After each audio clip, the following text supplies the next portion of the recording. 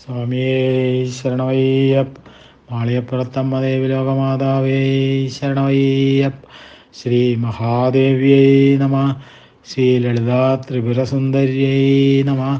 ഞാൻ മാടവന പരമേശ്വരൻ നമ്പൂതിരി, മുൻ ശബരിമല മാളിയപ്പുറം മേൽശാന്തി. ലളിതാ സഹസ്രനാമത്തിൽ 452 നാമങ്ങൾ നമ്മൾ പഠിച്ചു കഴിഞ്ഞു. ഇനി 453 നാമം. ഓം ത്രിനയനായൈ നമ. സൂര്യൻ, ചന്ദ്രൻ, അഗ്നി എന്നീ 3 കണ്ണുകളോട് കൂടിയവൾ എന്നാണ്. അപ്പോൾ പ്രമാണങ്ങളിലൂടെ യഥാർത്ഥ ജ്ഞാനത്തിലേക്ക് നയിക്കുന്നത് എന്നർത്ഥത്തിൽ നയന എന്നുള്ള പദം. 3 മാർഗങ്ങളിലൂടെ യഥാർത്ഥ ജ്ഞാനത്തിലേക്ക് നയിക്കുന്നവൾ ത്രിനയന. അപ്പോൾ പ്രത്യക്ഷം, അനുമാനം, ശബ്ദം, ഈ 3 പ്രമാണങ്ങളിലൂടെ നയിക്കുന്നവൾ എന്നാണ്. അപ്പോൾ പ്രത്യക്ഷം ജ അനുമാനം ജ ശബ്ദം ജ ത്രിവിധാഗമം എന്നാണ് മനുസ്മൃതിയിൽ കണ്ടിട്ടുള്ളത്. അപ്പോൾ ശ്രവണ മനന നിധിധ്യാസനമാകുന്ന 3 മാർഗങ്ങളിലൂടെ നയിക്കുന്നവൾ എന്നുള്ള അർത്ഥത്തിലും ത്രിനയന എന്ന് പറയാവുന്നതാണ്. അപ്പോൾ 3 മാർഗങ്ങളെ ദക്ഷിണ ഉത്തര ബ്രഹ്മമാർഗങ്ങളായും പറയാൻ വേണമെങ്കിൽ. അപ്പോൾ ഈ 3 മാർഗങ്ങളിലൂടെയും അധികാരഭേദമനുസരിച്ചിട്ട് ജീവനെ നയിക്കുന്നത് ദേവിയാകയാൽ ദേവി ത്രിനയന എന്നറിയപ്പെടണമെന്നാണ്. ഈ 454 നാമം. ഓം ലോലാക്ഷി കാമരൂപിണ്യൈ നമ. ലോലാക്ഷിയും കാമരൂപിണിയും അല്ലേ, ലോലാക്ഷിമാരിൽ അല്ലെങ്കിൽ സുന്ദരികളിൽ കാമം ജനിപ്പിക്കുമാറ് രൂപവതിയായവൾ എന്നാണ്. അപ്പോൾ സ്ത്രീജനങ്ങളിലെ കാമശക്തിയായി വിളങ്ങുന്നവൾ ലോലാക്ഷിമാരിൽ വെച്ച് ഏറ്റവും മികച്ച കാമരൂപത്തോടു കൂടിയവൾ എന്നൊക്കെ അർത്ഥം എടുക്കാം. ഇനി കാമരൂപിണി എന്നുള്ളതിന് ഇച്ഛാശക്തിയായിട്ടുള്ള യോഗേശ്വരി എന്നും വേണമെങ്കിൽ നമുക്ക് പറയാം. ഇവിടെ വരാഹപുരാണത്തിലെ 8 ശക്തികളെയും അവരുടെ അതിദേവതകളെയും പറ്റി പറയുന്നുണ്ട്. നമുക്കതൊന്ന് നോക്കാം. കാമം അഥവാ ഇച്ഛാശക്തി, അതിദേവത യോഗേശ്വരി എന്നൊക്കെയാണ്. ഇനി 2 ക്രോധശക്തി എന്ന് പറഞ്ഞാൽ മഹേശ്വരി, ലോഭം അഥവാ തൃഷ്ണാശക്തി എന്ന് പറഞ്ഞാൽ വൈഷ്ണവി, അപ്പോൾ മതം അഥവാ വിഷയശക്തി എന്ന് പറഞ്ഞാൽ ബ്രഹ്മാണി, മോഹം അഥവാ ഭ്രമശക്തി എന്ന് പറഞ്ഞാൽ കല്യാണി, മാത്സര്യം അഥവാ സ്പർദ്ധാശക്തി എന്ന് പറഞ്ഞാൽ ഇന്ദ്രജ, പൈശൂന്യം അഥവാ അപവാദശക്തി എന്ന് പറഞ്ഞാൽ യമദണ്ഡധര. ഇനി 8ാമത്തെ അസൂയ അഥവാ നിന്ദാശക്തി എന്ന് പറഞ്ഞാൽ വാരാഹി. അപ്പോൾ കാമരൂപിണി എന്ന പദം യോഗേശ്വരിയെ കുറിക്കുന്നു എന്ന് സൗഭാഗ്യഭാസ്കരത്തിലൊരു വ്യാഖ്യാനമുണ്ട്. കാമം യോഗേശ്വരീം വിദ്ധിം ക്രോധം മഹേശ്വരീം തഥാ ലോഭസ്തു വൈഷ്ണവീ പ്രോക്ത ബ്രഹ്മാണി മതയേവജ. മോഹ സ്വയംഭൂ കല്യാണി വാത്സര്യം ചേന്ദ്രജാം വിദു യമദണ്ഡധരാ ദേവീം പൈശൂന്യം സ്വയമേവജ അസൂയാജ വരാഹാഖ്യ ഇത്യേതാ പരികീർത്തിത എന്നാണ് ആ സൗഭാഗ്യഭാസ്കരത്തിലെ ആ ഒരു ശ്ലോകം. അതിൻ്റെ അർത്ഥമാണ് നമ്മൾ നേരത്തെ 8 പറഞ്ഞ ആ കാര്യങ്ങൾ. ഇനി 455 നാമം. ഓം മാലിന്യൈ നമ. മാലയണിഞ്ഞവൾ എന്നാണ്. അപ്പം അക്ഷമാലയണിയുന്നതിൽ പ്രിയമുള്ളവൾ, 51 അക്ഷരങ്ങളാകുന്ന മാല ധരിക്കുന്നവർ എന്നൊക്കെ നമുക്ക് അർത്ഥമായിട്ട് എടുക്കാം. ഇനി അരുണമാല്യ ഭൂഷോജ്വല എന്നാണല്ലോ ദേവിയുടെ രൂപം നമ്മൾ ധ്യാനത്തിൽ വർണ്ണിച്ചിട്ടുള്ളത്. അപ്പോൾ ചെത്തിപ്പൂമാലയണിഞ്ഞവൾ എന്നും നമുക്ക് അർത്ഥമായിട്ട് എടുക്കാം. പാർവതീദേവിയുടെ സ്വയംവരകാലത്ത് ദേവിക്ക് സഖിയായിരുന്നത് മാലിനിയാണ് എന്ന് പറയുന്നു. ആ മാലിനിയോട് കൂടിയവൾ എന്നും വേണമെങ്കിൽ പറയാമെന്ന് ഉണ്ട്. വാമനപുരാണത്തിൽ അങ്ങനെ ഒരു കഥ കാണുന്നുമുണ്ട്. അപ്പോൾ മാലിനി എന്ന് പറഞ്ഞാൽ ഗംഗയാകാം, തരംഗങ്ങളാകുന്ന മലകളോട് കൂടിയവൾ, ആ ഗംഗാദേവിയോട് കൂടിയവൾ എന്ന അർത്ഥത്തിലും ദേവി മാലിനി തന്നെയാണ് എന്നാണ്. ഇനി മാലിനി എന്ന് പറഞ്ഞാൽ ഒരു വൃത്തമാണ് അല്ലേ സാഹിത്യത്തിൽ. അപ്പോൾ 7 വയസ്സുള്ള കന്യകയ്ക്ക് മാലിനി എന്ന് പേരുണ്ട് എന്നാണ്. അപ്പോൾ ആ കന്യകാരൂപത്തോടു കൂടിയവൾ എന്നും ഭാവാർത്ഥമായിട്ട് നമുക്ക് എടുക്കാം എന്നാണ്. അപ്പോൾ സപ്തഭിർമാലിനി സാസ്യ എന്നും ആണ് പ്രമാണം തന്നെ പറയുന്നത്. അപ്പോൾ കുമാരി പൂജയിൽ ബാലികമാരെ പൂജിക്കുന്നത് ഈ ഒരു സങ്കല്പത്തിലാണല്ലോ നമ്മളെല്ലാവരും. ഇനി 456 നാമം. ഓം ഹംസിന്യൈ നമ. ഹംസന്മാരെന്ന യതിശ്രേഷ്ഠന്മാർ ദേവിയിൽ നിന്ന് അഭിന്നരായി വർത്തിക്ക കൊണ്ട് ദേവിയെ ഹംസിനി എന്ന് വിളിക്കണു എന്ന് പറയണു. അപ്പോൾ ഹംസത്തിൻ്റെ സവിശേഷത എന്ന് പറഞ്ഞാൽ, അല്ലെങ്കിൽ ഹംസത്തിൻ്റെ സവിശേഷ സ്വഭാവത്തോടു കൂടിയവളാണ് ദേവി എന്നും, വെള്ളവും പാലും കലർത്തി വച്ചാൽ വെള്ളത്തിൽ നിന്ന് പാല് കൃത്യമായി വേർതിരിച്ചെടുക്കാൻ ഹംസത്തിന് കഴിയും എന്ന് ആണ് പറയണത്. അപ്പോൾ അതേപോലെ നന്മതിന്മകളെ കൃത്യമായി വേർതിരിക്കാൻ കഴിയുന്നത് കൊണ്ട് ദേവിയെ ഹംസിനി എന്ന് വിളിക്കണു എന്ന് പറയണു. അപ്പോൾ അജപാമന്ത്രത്തിന് ഹംസ എന്നൊരു പേരുണ്ട്. അപ്പോൾ ആ മന്ത്രസ്വരൂപിണിയാക കൊണ്ട് ദേവി ഹംസിനി എന്ന് അറിയപ്പെടുന്നു എന്ന് പറയുന്നുണ്ട്. ഇനി ഇനി 457 നാമം.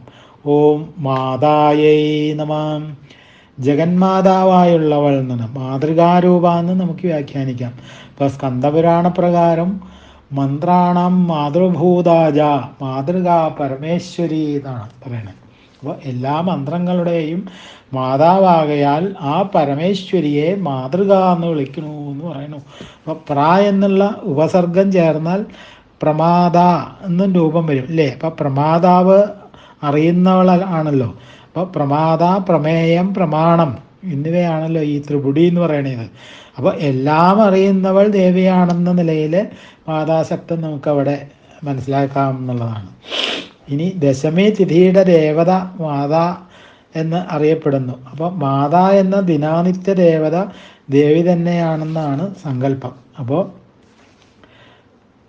കായാവരോഹണ ക്ഷേത്രത്തിലെ പ്രതിഷ്ഠാദേവതയും മാതാ എന്നാണ്, മാതാ എന്ന് പറയുന്ന ദേവിയാണ് എന്ന് പറയുന്നു. അപ്പോൾ ലക്ഷ്മി ബീജമന്ത്രസ്വരൂപിണിയും മാതാ എന്നാണ് പറയപ്പെടുന്നത്. ശ്രീമാ, രമ ച കമല, മാതാ, ലക്ഷ്മീശ്ച മംഗല എന്നങ്ങനെയാണ് ഈ മാതാ പദത്തിന് പര്യായങ്ങളായിട്ട് കോശങ്ങളിലൊക്കെ കണ്ടിട്ടുള്ളത്. അപ്പോൾ ലക്ഷ്മിയുടെയും നിത്യാദേവതയുടെയും ബീജമന്ത്രത്തെയും മാതാശബ്ദം കുറിക്കുന്നു എന്നാണ്. ഇനി 458 നാമം. ഓം മലയാജലവാസിന്യേ നമഃ. മലയപർവ്വതത്തിൽ വസിക്കുന്നവൾ എന്നാണ്.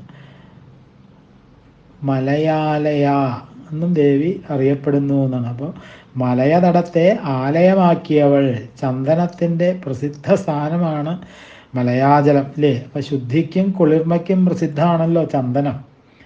ഇനി 459 നാമം. ഓം സുമുഖ്യൈ നമഃ. ശോഭനമായ മുഖകാന്തിയോടുകൂടിയവൾ, ഒരിക്കലും മ്ലാനമാകാത്ത പ്രസന്ന രുചിരമായ മുഖത്തോടു കൂടി ദേവി വിളങ്ങുന്നു എന്നാണ്. അപ്പോൾ സുമുഖി എന്ന പേരിൽ ഒരു ദിനാനിത്യ ദേവതയുണ്ട് ഇല്ലേ. അപ്പോൾ ഷോഡശി മന്ത്രോപാസകർക്ക് സുമുഖി ദേവതയെ ആരാധിക്കേണ്ടതുണ്ട് എന്ന് പറയണു.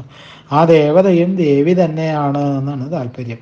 അപ്പോൾ സുമുഖി എന്ന പേരിൽ ഒരു രാഗമുണ്ട്. അപ്പോൾ രാഗസ്വരൂപിണിയും ദേവി തന്നെയാണ് എന്ന് നമുക്ക് മനസ്സിലാക്കാം. അപ്പോൾ ജ്ഞാനത്താൽ പ്രവൃദ്ധമായിട്ടുള്ള മുഖകാന്തിയോടുകൂടിയവൾ, അല്ലെങ്കിൽ അതിനെ അറിയുന്നവൻ്റെ മുഖം ശോഭിക്കുന്നു എന്ന് ചാന്തക്യോപനിഷത്തിൽ പറയുന്നുണ്ട്. ഇനി 460 നാമം. ഓം നളിന്യൈ നമഃ. ഉത്തമ സ്ത്രീ എന്നാണ് നളിനി എന്ന് പറഞ്ഞാൽ. അപ്പോൾ ശരീരം പൂവിതൾ പോലെ മൃദുലവും കോമളവുമാകയാൽ ദേവിയെ നളിനി എന്ന് വിശേഷിപ്പിക്കുന്നു എന്ന് പുരാണങ്ങൾ പറയണം. അപ്പോൾ ഗംഗാദേവി എന്നും ആ നാമത്തിനൊരു അർത്ഥമുണ്ട്. അപ്പോൾ ഗംഗാസ്വരൂപിണി എന്നും നാമത്തിന് അർത്ഥമായിട്ട് എടുക്കാം.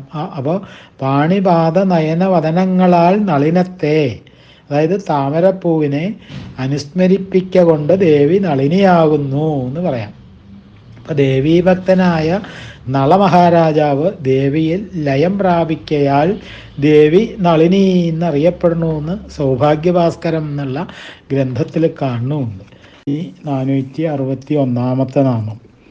ഓം സുഭ്രുവേ നമഃ. ഭ്രു എന്ന് പറഞ്ഞാൽ പുരികക്കൊടിയാണ്. സു എന്ന് പറഞ്ഞാൽ ശോഭനമാണ്, അല്ലെങ്കിൽ മോഹനമായ പുരികക്കൊടിയോട് കൂടിയവൾ എന്നാണ് നാമത്തിനർത്ഥം പറഞ്ഞത്.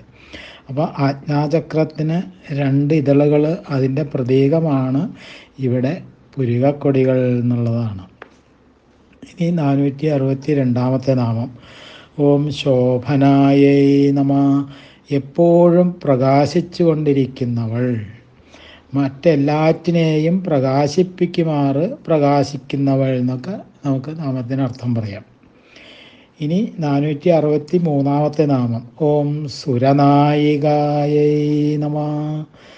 സുരന്മാർക്ക്, അതായത് ദേവന്മാർക്ക് അതിശയായവൾ. ദേവന്മാർക്ക് അധിനായികയാണെന്ന് വരുമ്പോൾ പിന്നെ ആർക്കാണ് അങ്ങനെ അല്ലാതാവുന്നത്? എല്ലാവർക്കും ദേവി അധിനായിക തന്നെയാണ് എന്നുള്ളതാണ്. ദേവന്മാർക്ക് വിഭുതന്മാർ എന്നൊരു പര്യായമുണ്ട് അല്ലേ? അപ്പോൾ വിശേഷജ്ഞാനികൾ എന്നുള്ളൊരർത്ഥമുണ്ട് ദേവന്മാർക്ക്. അപ്പോൾ അവരാണ് അമരന്മാർ. അപ്പോൾ ദിവ്യതി ഇതി ദേവ എന്നാണ്, ജ്ഞാനം കൊണ്ട് പ്രകാശിക്കുന്നവരാണ് ദേവന്മാർ എന്നാണ്. അപ്പോൾ അങ്ങനെയുള്ള ദിവ്യജ്ഞാനികൾക്കും നായികയാണ് ദേവി എന്നുള്ളതാണ്. ഇനി 464 നാമം. ഓം കാളകണ്ഠ്യൈ നമഃ. കാളകണ്ഠൻ എന്ന് പറഞ്ഞാൽ ശിവനാണ്. കാളകണ്ഠി എന്ന് പറഞ്ഞാൽ ശിവപത്നിയാണ് അല്ലേ? അപ്പോൾ അമൃതത്തിന് വേണ്ടി പാലാഴി കടഞ്ഞപ്പോൾ ആദ്യം ഉണ്ടായത് വിഷമാണ്. അപ്പോൾ അത് ഏറ്റുവാങ്ങാൻ ആ സമയത്ത് ആരും ധൈര്യപ്പെട്ടില്ല എന്നുള്ളതാണ്. അപ്പോൾ വിഷം നിലത്ത് വീണാൽ ഈ പ്രപഞ്ചം തന്നെ കത്തിപ്പോവുകയും ചെയ്യും. അപ്പോൾ ദേവന്മാരും അസുരന്മാരും ഇവിടെ തുല്യരായി എന്നുള്ളതാണ്. എന്നാൽ ശിവൻ ആ സമയം നിർവിശങ്കം ആ വിഷം ഏറ്റുവാങ്ങി വിഴുങ്ങി എന്നാണ് പറയുന്നത്. അപ്പോൾ പരിഭ്രാന്തയായ പാർവതീദേവി ശിവൻ്റെ കഴുത്തിൽ തടഞ്ഞു പിടിച്ചു. അപ്പോൾ വിഷം കണ്ടത്തിൽ ഉറഞ്ഞു. അങ്ങനെയാണ് ശിവൻ കാളകണ്ഠനായ, അല്ലെങ്കിൽ നീലകണ്ഠനായി, അല്ലെങ്കിൽ ശ്രീകണ്ഠനായി എന്നുള്ള കഥയൊക്കെ നമ്മൾ ധാരാളം കേട്ടിട്ടുമുണ്ട് അല്ലേ? അപ്പോൾ കളം എന്ന് പറഞ്ഞാൽ മധുരം എന്നൊരർത്ഥമുണ്ട്. അപ്പോൾ കളത്തെ സംബന്ധിച്ചത് കാളം അല്ലേ? അപ്പോൾ മധുരിതം എന്നൊരു അർത്ഥം നമുക്കതിന് എടുക്കാം എന്നുള്ളതാണ്. കാളമായ കണ്ഠത്തോടു കൂടിയവൾ കാളകണ്ഠി. നിജസല്ലാഭമാധുര്യ വിനുഭത്സിത കച്ചപ്യേ നമ എന്നൊരു നാമം നമ്മൾ നേരത്തെ ദേവിയുടെ കണ്ഠമാധുര്യത്തെ കുറിച്ചിട്ട് വ്യക്തമാക്കിയിട്ടുമുണ്ട് അല്ലേ? ആദ്യം നമ്മൾ പഠിച്ച നാമത്തിലുള്ളതാണ്. അപ്പോൾ സ്വർഗീയമായ നാദമാധുര്യോട് കൂടിയവളാണ് ദേവി എന്ന് നാമത്തിന് നമുക്ക് അർത്ഥം എടുക്കാം. ഇനി ദേവി പുരാണപ്രകാരം നോക്കുകയാണെങ്കിൽ ഭാരതത്തിലെ 68 പുണ്യസ്ഥലങ്ങളിൽ ഒന്നാണ് ഈ കാളഞ്ചരം എന്ന് പറയുന്നത്.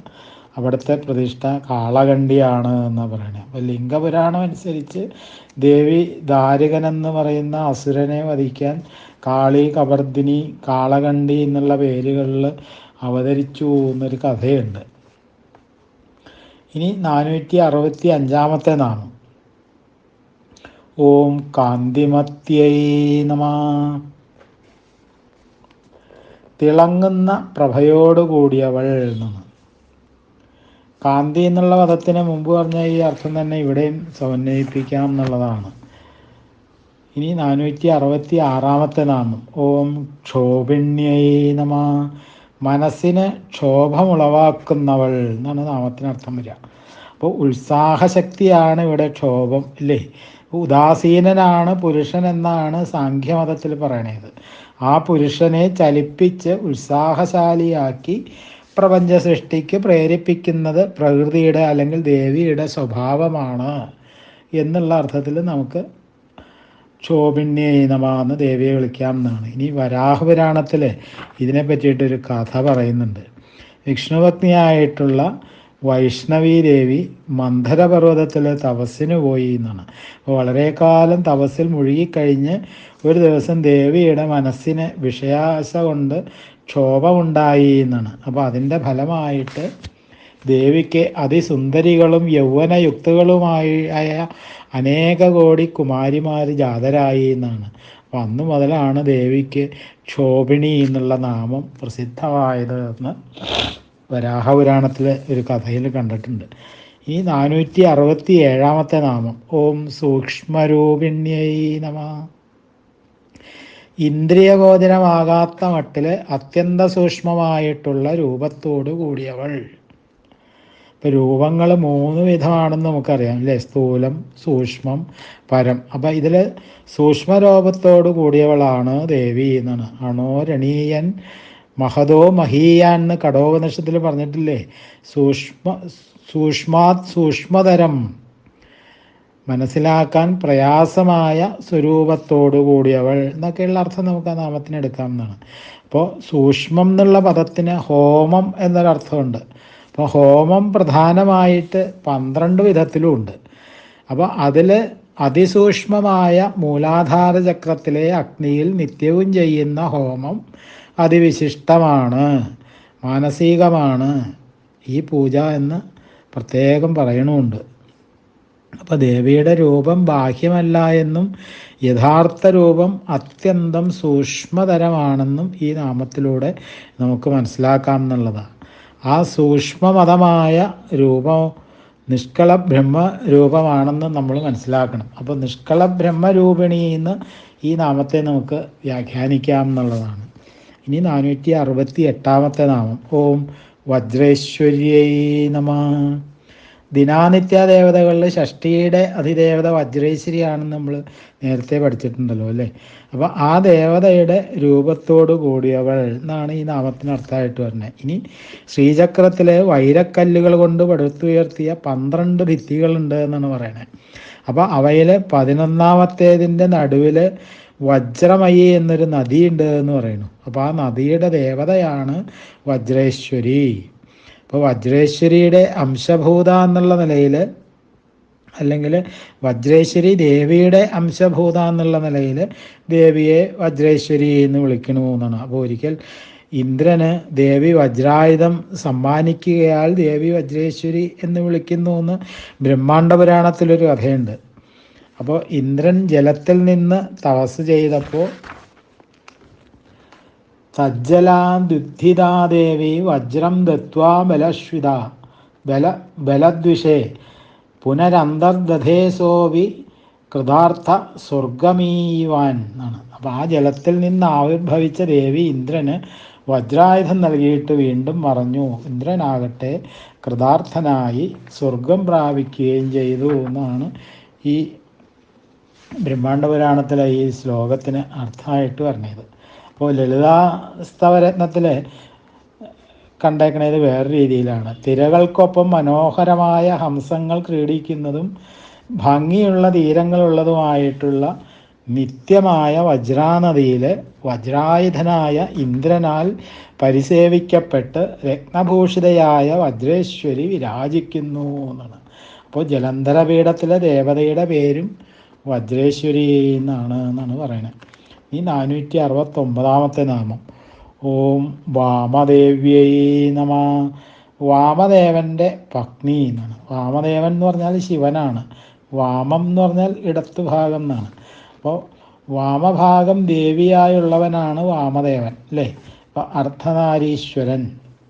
ഇപ്പോൾ ശിവപുരാണത്തിൽ പറയണത് കുങ്കുമം പോലെ ചുവന്ന് തുടുത്ത മുഖത്തോടെ ഉത്തരാഭിമുഖമായിരിക്കുന്ന ശിവൻ്റെ സുന്ദരമുഖത്തെ വാമ എന്ന് പറയണു എന്നാണ്. അപ്പോൾ ശിവൻ്റെ പഞ്ചവ്യൂഹങ്ങളിൽ ഒന്നാണ് ഈ വ്യാമവ്യൂഹം.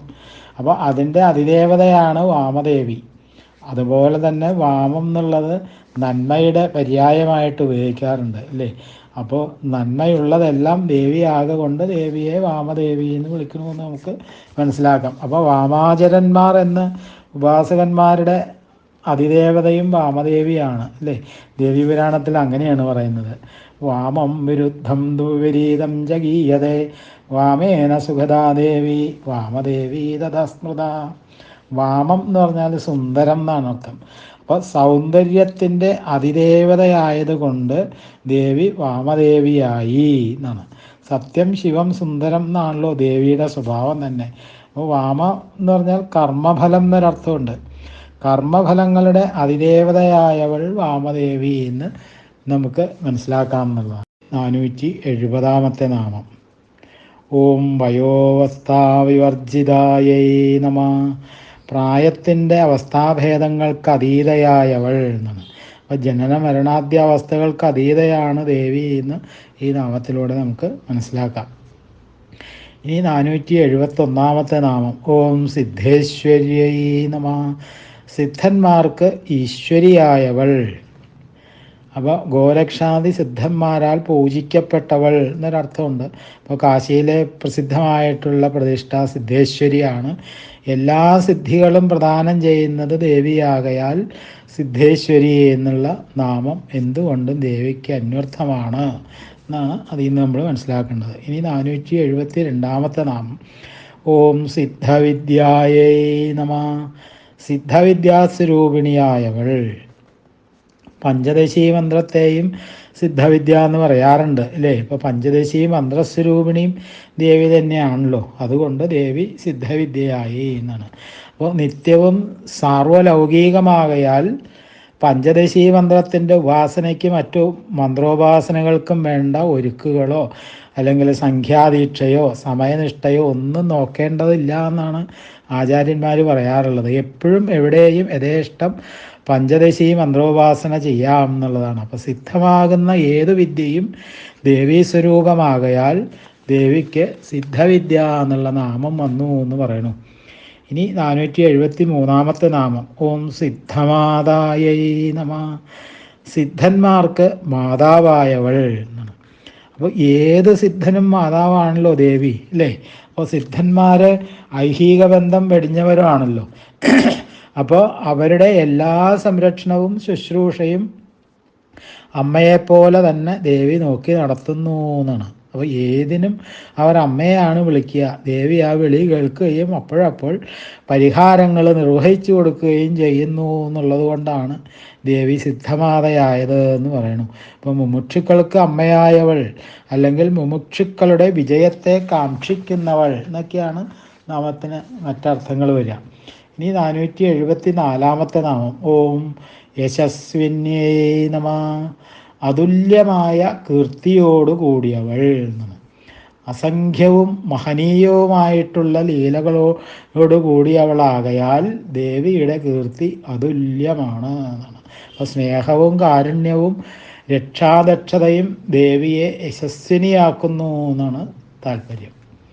ഇനി 475 നാമം ഓം വിശുദ്ധിചക്രനിലയായൈ നമഃ.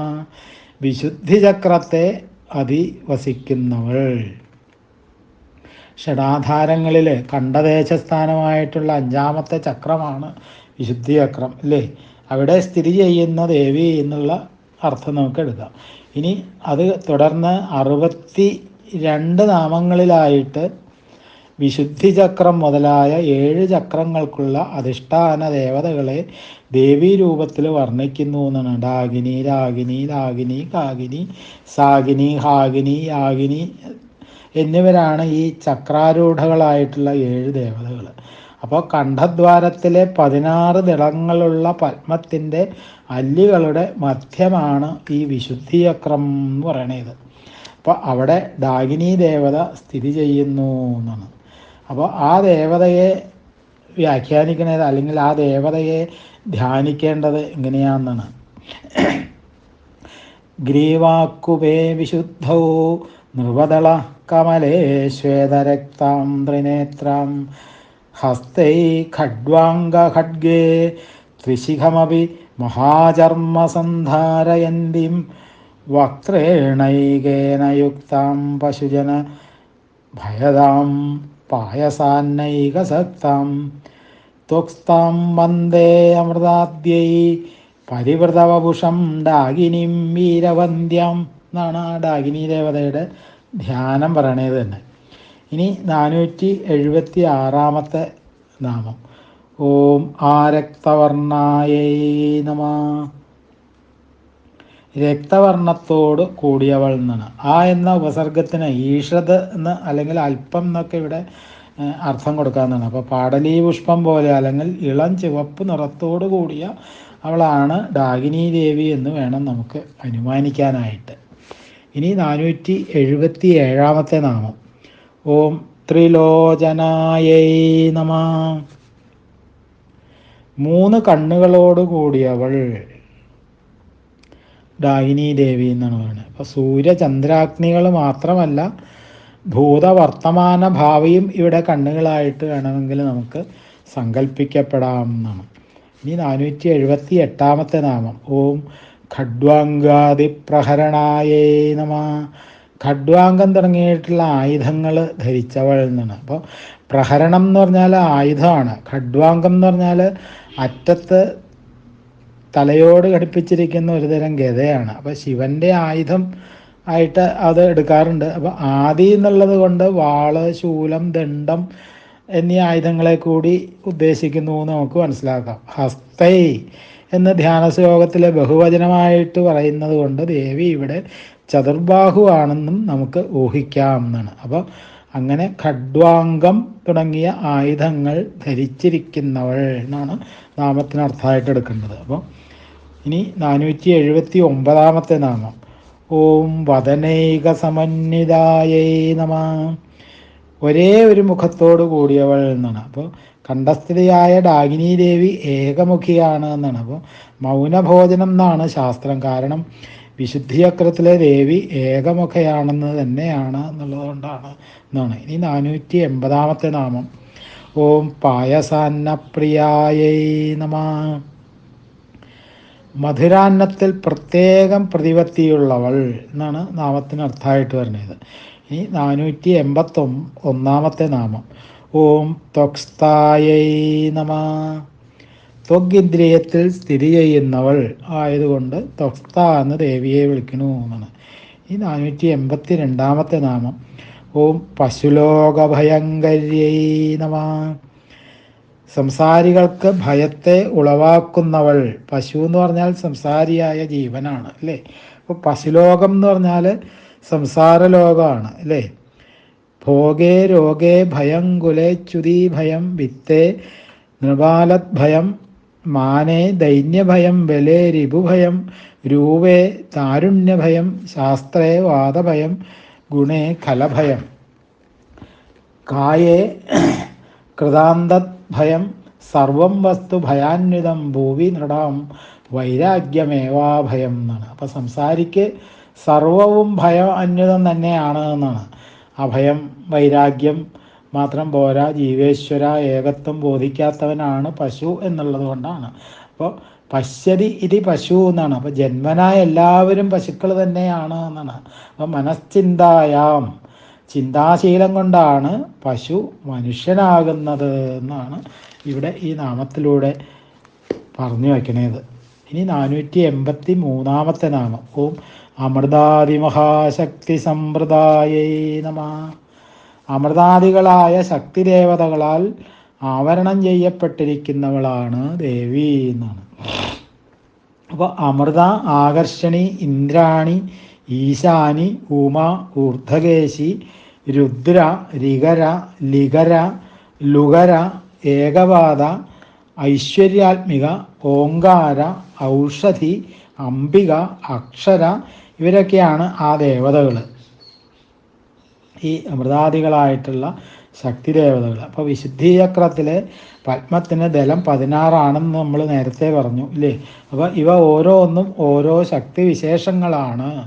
ബുദ്ധി, അഹങ്കാരം തുടങ്ങിയിട്ടുള്ള അന്ധക്കരണ ശക്തികളും ഇന്ദ്രിയനിഷ്ഠകളായ ആർഷണ ശക്തികളുമാണ് ഓരോ ദലങ്ങളിൽ നിന്ന് നമ്മൾ മനസ്സിലാക്കുക. അപ്പോൾ ആ സത്വാസനകളാൽ ചൂഴപ്പെട്ടിരിക്കുന്നു ഡാകിനി ദേവത എന്നാണ് ഈ പറഞ്ഞതിൻ്റെ താല്പര്യമായിട്ട് വരുന്നത്. ഇനി 484 നാമം.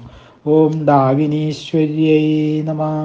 വിശുദ്ധിചക്രനിലയ എന്ന് തുടങ്ങി അമൃതാദി മഹാശക്തി സമ്പ്രദ എന്നുവരെയുള്ള നാമങ്ങളിൽ വിവരിക്കപ്പെട്ട ദേവിയാണ് ഈ ഡാകിനീശ്വരി എന്ന് പറഞ്ഞത്. അപ്പം 485 മുതൽ 494 വരെയുള്ള മന്ത്രങ്ങളിൽ അനാഹത പത്മവാസിനിയായ രാഗിനി ദേവിയെയാണ് വർണ്ണിക്കുന്നത്. 485 നാമം. ഓം അനാഹതാബ്ജനിലയായൈ നമഃ. ഹൃദയദേശത്തെ അനാഹത പത്മത്തിൽ വസിക്കുന്നവൾ എന്നാണ്. അപ്പോൾ 12 ഇതളോട് കൂടിയതാണ് അനാഹത പത്മം. അതിൻ്റെ അല്ലികൾക്ക് നടുവിലാണ് രാഗിനി ദേവത സ്ഥിതി ചെയ്യുന്നതെന്ന് നമ്മൾ പഠിച്ചു കഴിഞ്ഞു. അപ്പോൾ ആ ദേവത സ്തുതിക്കപ്പെടുന്നത് ഇങ്ങനെയാണ് എന്നാണ്. ഹൃത് പത്മേ ഭാനുപത്രേ ദ്വിവദന ലസിതാം ദംഷ്ട്രിണീം ശ്യാമവർണം അക്ഷം ശൂലങ്കബാലം ഡമരുമഭിഭുജൈ ധാരയന്തിം ത്രിനേത്രം രക്തസ്ഥാം കാളരാത്രി പ്രഭൃതി പരിവൃതാം സ്നിഗ്ധഭക്തൈകസക്താം ശ്രീമദ്വീരേന്ദ്രവന്ദ്യം അഭിമതഫലദാം രാഗിണീം ഭാവയാമി. ഇനി 486 നാമം. ഓം ശ്യാമാഭായൈ നമഃ. കറുത്ത നിറമുള്ളവൾ എന്നാണ്. അപ്പോൾ 16 വയസ്സുള്ള കന്യകയാണ് ശ്യാമ എന്നറിയപ്പെടുന്നത്. അപ്പോൾ ദേവിയും എന്നും 16കാരിയാണ് എന്ന് നമുക്ക് ആ നാമത്തിലൂടെ ഒരു അർത്ഥമായിട്ട് എടുക്കാവുന്നതാണ്. ഇനി 487 നാമം. ഓം വദനദ്വയായൈ നമഃ. 2 മുഖങ്ങളോട് കൂടിയവൾ എന്നാണ്. അപ്പോൾ ദ്വന്ദ്വാത്മകമായിട്ടാണല്ലോ ഹൃദയം ഏതിനെയും ഉൾക്കൊള്ളുന്നത്. സുഖം, ദുഃഖം, ചൂട്, തണുപ്പ്, ലാഭം, നഷ്ടം, അങ്ങനെ എന്തിനും ദ്വന്ദ്വാത്മികമാണ്. അതുകൊണ്ടാണ് ആ 2 മുഖങ്ങളോട് കൂടിയവൾ എന്നുള്ള നാമം ദേവിക്ക് വന്നതെന്നാണ്. ഇനി 488 നാമം. ഓം ദംഷ്ട്രോജ്വലായൈ നമഃ. ദംഷ്ട്രങ്ങളെ കൊണ്ട് ഉജ്ജ്വലയായവൾ, തിളങ്ങുന്ന ദംഷ്ട്രങ്ങൾ കൊണ്ട് ശോഭിക്കുന്നവൾ എന്നാണ്. ഇനി 489 നാമം. ഓം അക്ഷമാലാതിധരായൈ നമഃ. അക്ഷമാല എന്ന് പറഞ്ഞാൽ രുദ്രാക്ഷമാലയാണ്. ഇപ്പോൾ രുദ്രാക്ഷമാല തുടങ്ങി വിവിധ തരത്തിലുള്ള മാലകൾ അണിയുന്നവൾ. അപ്പോൾ സൗഭാഗ്യഭാസ്കരത്തിൽ ഈ പദത്തെ മറ്റൊരു പ്രകാരത്തിൽ വ്യാഖ്യാനിച്ച് കണ്ടിട്ടുണ്ട്. അക്ഷം എന്ന് പറഞ്ഞാൽ രഥചക്രം എന്നൊരർത്ഥമുണ്ട്. അപ്പോൾ അതിൻ്റെ ശോഭ ഉൾക്കൊള്ളുന്നത് അക്ഷമാല എന്ന് എടുക്കണമെന്നാണ്. അപ്പോൾ അക്ഷമാലയ്ക്ക് ചക്രം എന്നുള്ളൊരർത്ഥം കൽപ്പിക്കണു. അപ്പോൾ ആദിപദം കൊണ്ട് ശൂലം, കപാലം, ഡമരു തുടങ്ങിയവയൊക്കെ കണക്കാക്കുന്നുമുണ്ട്. അങ്ങനെ ചക്രം, ശൂലം, കപാലം, ഡമരു എന്നുള്ള ആയുധങ്ങൾ ധരിക്കുന്നവൾ എന്നുള്ള അർത്ഥം നമുക്ക് മനസ്സിലാക്കാവുന്നതാണ്. അപ്പം ധ്യാന ശ്ലോകത്തോട് അന്വയിക്കാൻ ഇങ്ങനെ വ്യാഖ്യാനിക്കുന്നു എന്നാണ് ആചാര്യന്മാരുടെ അഭിപ്രായം. അപ്പം നേരത്തെ ഹൃത്പത്മേ ഭാനുപത്രേ എന്നുള്ള ആ ധ്യാന ശ്ലോകത്തിൽ വരുന്ന ഓരോ നാമങ്ങളുടെ അർത്ഥമാണ് ഈ പറഞ്ഞുകൊണ്ടിരിക്കുന്നത്. അതുകൊണ്ട് ആ ധ്യാന ശ്ലോകത്തിൽ ഒന്ന് ശ്രദ്ധിച്ച് കേട്ട് കഴിഞ്ഞാൽ ഈ ഓരോന്നിൻ്റെ അർത്ഥം നമുക്ക് വിശദമായിട്ട് മനസ്സിലാക്കാൻ സാധിക്കും എന്നുള്ളതാണ്. ഇനി 490 നാമം. ഓം രുധിര സംസ്ഥിതായൈ നമഃ. രക്തത്തിൽ സ്ഥിതി ചെയ്യുന്നവൾ എന്നാണ്. ഇപ്പോൾ രുധിരം എന്ന് പറഞ്ഞാൽ രക്തമാണ് അല്ലേ. അപ്പോൾ രക്തം എന്ന ധാതുവാണ് ഇവിടെ വിവക്ഷിക്കുന്നത് എന്നുള്ളതാണ്. ഈ 491 നാമം. ഓം കാളരാത്ര്യാദിശക്തിയൗഘവൃതായൈ നമഃ. കാളരാത്രി തുടങ്ങിയ ശക്തികളാൽ ചൂഴപ്പെട്ടവൾ. ഓഖസ് എന്ന് പറഞ്ഞാൽ ഒഴുക്ക് എന്നാണ്.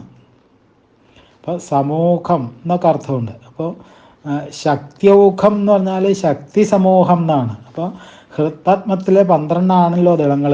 അപ്പോൾ അവയിൽ ഓരോന്നിലും ശക്തിവിശേഷം സ്ഥിതി ചെയ്യുന്നു എന്നാണ്. അപ്പോൾ അവയ്ക്ക് നടുവിൽ അല്ലിയിൽ രാഗിണീ യോഗിനിയും സ്ഥിതി ചെയ്യുന്നു എന്നുള്ള സങ്കല്പം.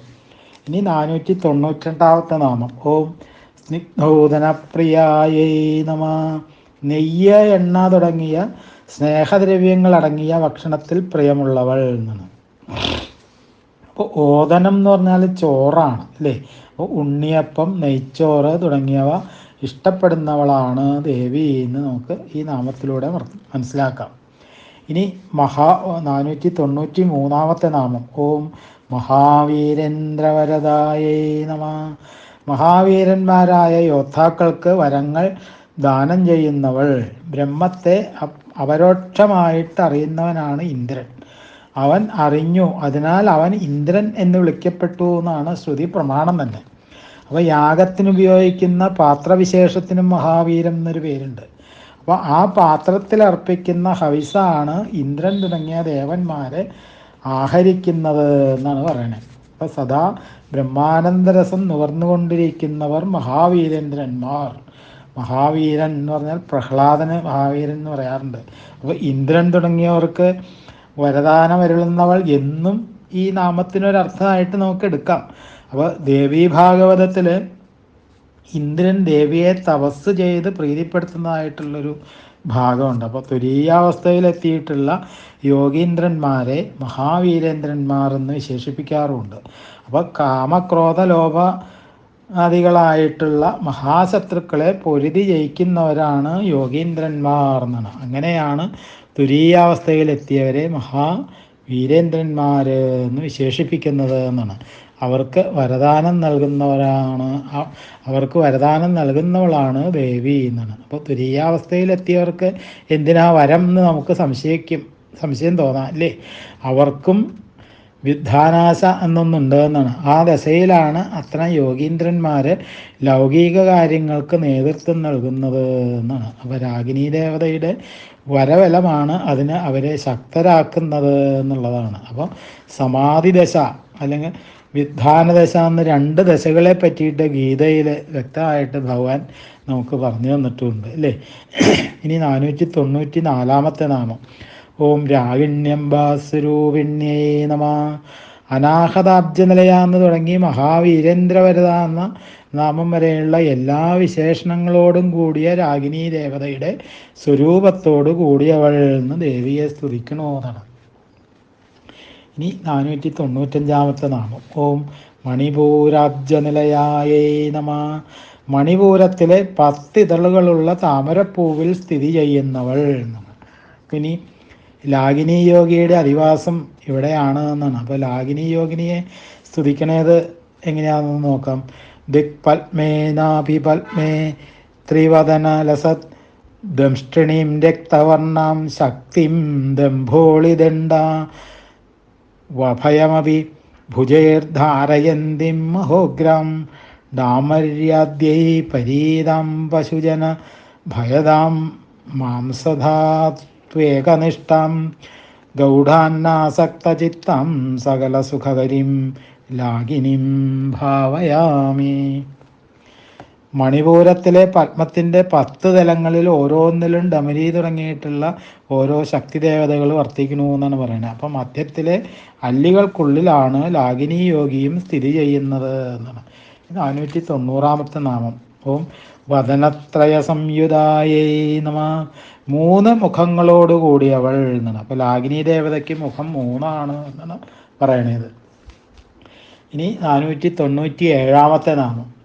ഓം വജ്രാധികായുധോപേതായേ നമ. വജ്രം തുടങ്ങിയ ആയുധങ്ങളോട് കൂടിയവൾ.